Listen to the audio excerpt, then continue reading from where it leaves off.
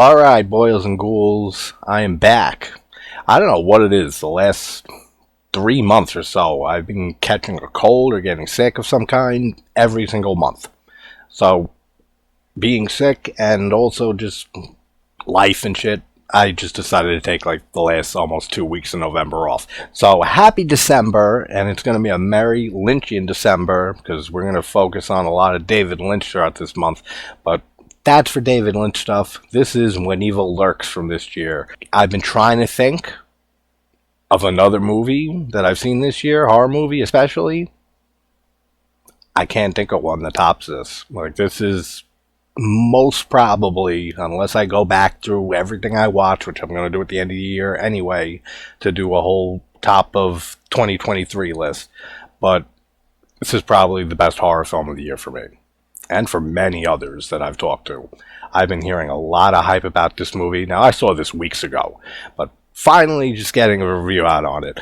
But I'm glad that more and more people are starting to see this movie and recognize it for how fantastic this is. This is a Spanish-speaking film from Argentina.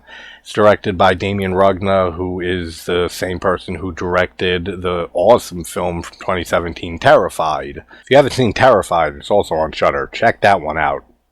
If you've seen this one and love it, or if you just love good horror, because that's a fantastic movie too. Rugna here is a director on my list of like ones to watch in the next few years, because this guy has put out 2 amazing films in the last 5 years or so. So the directing in this movie is excellent.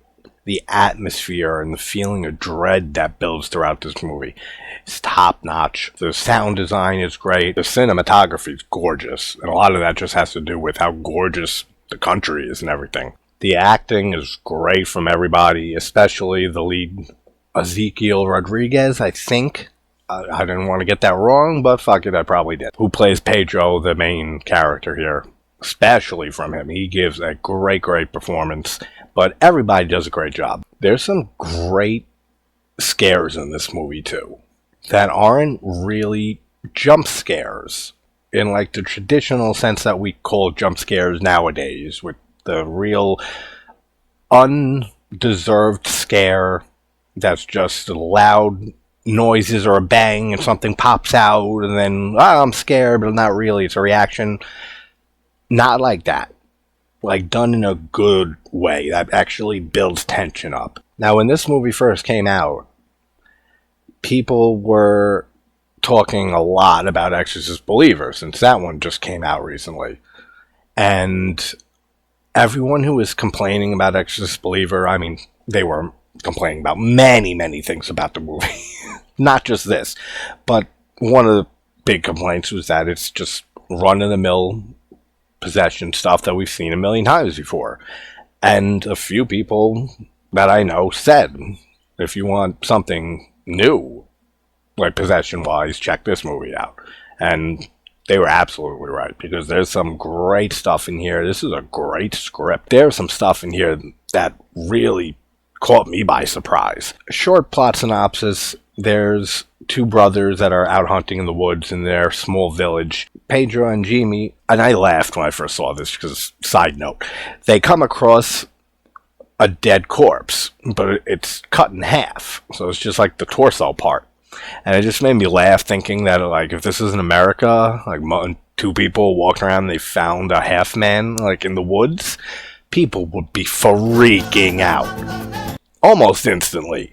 These 2 people are just like, you think it's Ruiz? I'm like, like, they have no hesitation. It's like they're not fazed by it in the slightest. So damn, Argentina, man. But after coming across this body that's been mutilated, they come to this house in the woods where an elderly woman and her 3 sons live, and her eldest son has become possessed by what they call a rotten. And basically, it's a demon that possesses somebody and then waits to be physically born out of that person. It's a great concept. I'm not going to go into spoilers too much, because there are some great stuff here that I don't want to ruin at all if you haven't seen it. But the whole concept of how the possession works and stuff, even though the rules are a little, I don't want to say muddy, but there are times throughout it that I said, like, wait, well then how did that possess this? But I probably just missed something or didn't connect it, because going back a second time when I watched it again, it mostly all made sense. But there are rules for dealing with these supposed rotten that people in and around the village have apparently heard of over their lifetime, but not many have actually seen one in person, up close. So after Pedro and Jimmy recognize this elder son here is possessed, and they have to destroy him, they have to kill him. But you can't use bullets on a rotten, or it'll spread the possession.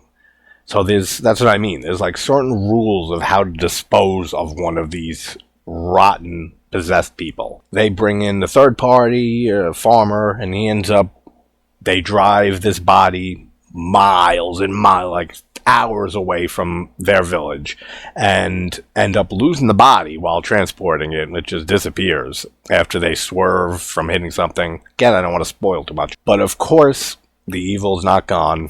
It lurks. And then we get a great sequence involving a goat and an axe, and that's all I'll say. That's fantastic. The gore and the practical effects in this movie are great. And it's not, like, too gory of a film. It's not. But the gore and the effects are used so effectively.